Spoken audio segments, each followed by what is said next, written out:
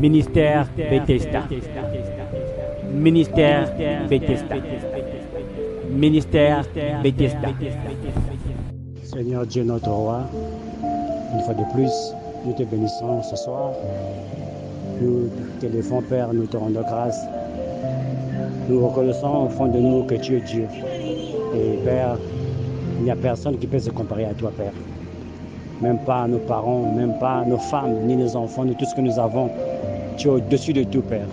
Tu as tout créé et tout existe par ta volonté. Ainsi divin Père Céleste, nous abonnons à toi, Père.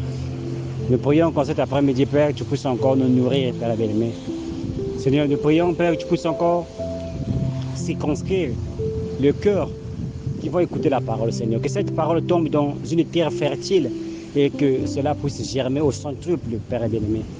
Et nous prions que la bouche qui parlera aussi, Père, puisse être ointe par toi, Seigneur. Et que, Seigneur Jésus, écarte l'homme du chemin. Et que toi-même, le Saint-Esprit, tu prennes le contrôle, que quelqu'un puisse être enseigné ce matin, quelqu'un puisse être délivré de la négligence spirituelle, quelqu'un puisse être délivré, Seigneur, de quelconque prison dans laquelle il se trouve, Père. Nous te rendons grâce encore une fois de plus, au nom de Jésus-Christ. Amen. Jean chapitre 6, à partir du verset 26. Jésus leur répondit, en vérité, je vous le dis, vous me cherchez non parce que vous avez vu des miracles, mais parce que vous avez mangé des pains et que vous avez été rassasiés. Travaillez non pour la nourriture qui périt, mais pour celle qui subsiste pour la vie éternelle, que le Fils de l'homme vous donnera, car c'est lui que le Père, que Dieu a marqué de son sang. Bien-aimés, aujourd'hui dans nos groupes de prière, nous avons beaucoup de gens qui prient. Et comme nous ne savons pas ce qui se cache dans le cœur de l'homme, nous ne savons pas exactement la raison pour laquelle ces gens viennent constamment dans nos groupes de prière. On voit des gens qui font des programmes de prière, des gens qui ne manquent aucun service de la semaine. Et parfois, en tant que leader, parfois en tant que frère dans l'église, on pense que ce frère-là est vraiment zélé pour le Seigneur. On se dit, cette sœur-là ne manque pas de service, hein? Ce frère-là ne manque pas de service, hein? Il est toujours à la réunion. Vraiment, il aime le Seigneur. Vraiment, ce frère-là, il aime le Seigneur.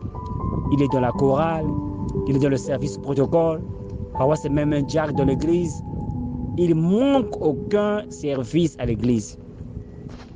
Et je me souviens, quand j'étais au Gabon, il y a plus de 10 ans de cela, on avait un frère à l'église qui avait vraiment des problèmes de finances. On ne comprenait pas pourquoi ce frère-là avait toujours ces problèmes-là. Le pasteur a prié pour lui. Il n'avait jamais eu le travail. Même pour payer son loyer, il avait des problèmes. Même pour manger, il avait des problèmes. De temps en autre, les frères lui venaient en aide. Et on ne savait pas quel était vraiment le problème. Un jour, Dieu lui a fait grâce, il a eu le travail. Bien-aimé le Seigneur, la vie de ce frère-là m'avait vraiment enseigné. Vraiment, vraiment enseigné. Parce que lorsqu'il a eu le travail, même pas une année, même pas 6 mois, ce frère-là avait abandonné l'église. Il ne venait plus à l'église. Vous voyez? Il ne venait plus à l'église. Nous, parfois, on pensait qu'il y avait un problème de famille ou bien c'était un problème quoi que ce soit. Mais le Dieu savait que ce frère-là, la seule manière de le garder dans la foi, c'est de lui priver de certains privilèges de ce monde. Parce que Dieu savait s'il lui donne le travail, il va abandonner la foi. Mes excuses. Et au moment que je vous parle aujourd'hui, ce frère n'est plus jamais revenu à la foi. Il a pris une copine, il a mis de la maison, il a complètement abandonné. Il ne manquait aucun service, mais dès qu'il a eu le travail, dès qu'il a eu un salaire, il n'est venu plus à l'église. Aujourd'hui, il y a quelqu'un qui m'écoute aussi ce soir. Il y a un frère peut-être qui écoutera ce message un jour, parce que ce message sont sauvegardés. Qui vient à l'église, il sait dans son cœur. La raison pour laquelle il vient à l'église, c'est parce qu'il a des problèmes. Ce frère-là vient à l'église parce qu'il a un problème de conception. C'est parce qu'il n'arrive pas à trouver du travail. Ce frère vient à l'église ou cette sœur, c'est parce qu'elle cherche le mariage. Cette sœur veut se marier. Elle est sûre que le meilleur endroit pour avoir un bon mari, c'est à l'église. Le frère et la sœur aussi. Le meilleur endroit pour avoir une femme qui est décente, une femme qui est obéissante. Bien parfois on trouve des sœurs nuisibles à l'église, mais on sait que si on a une sœur qui est de la foi, qui est à l'église, on est certain d'avoir une bonne femme. Ce frère sait que je viens à l'église. Ce frère-là, ce pasteur a de l'onction. S'il prie pour moi, je veux avoir du travail. Alléluia. Mais vous allez remarquer, bien le Seigneur, beaucoup d'entre nous, nous sommes animés par ces intentions-là. On ne vient pas à Dieu parce qu'on recherche la vie éternelle. Je répète, beaucoup d'entre nous aujourd'hui, même sur cette plateforme, même partout où ce message que je prêche va aller, quelqu'un va se sentir coupable parce que beaucoup d'entre nous, dans nos cœurs, on vient à Jésus. C'est parce qu'on a des situations qu'on ne peut pas résoudre nous-mêmes. Vous allez remarquer, beaucoup de gens, lorsqu'une sœur a le mariage, lorsqu'un frère a le mariage, ce frère-là, son zèle est vrai et complètement anéanti. Il n'a plus de zèle pour les choses de Dieu.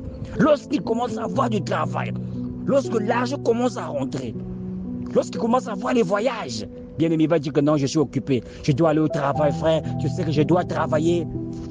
Tout lorsque le frère a le travail, ce frère qui prêchait tous les jours, qui ne manquait pas de réunion, qui avait de zèle pour le Seigneur. Mais lorsque ce frère a le travail, il commence à avoir les excuses. Mais lorsqu'il ne travaillait pas, il ne manquait pas la réunion. C'est parce que dans son cœur, il avait une intention, celle de pouvoir avoir du travail. La sœur qui ne manquait pas de réunion, avant qu'elle soit mariée. Le frère qui ne manquait pas de réunion, avant qu'il ne soit marié. Le frère qui avait des problèmes dans son foyer.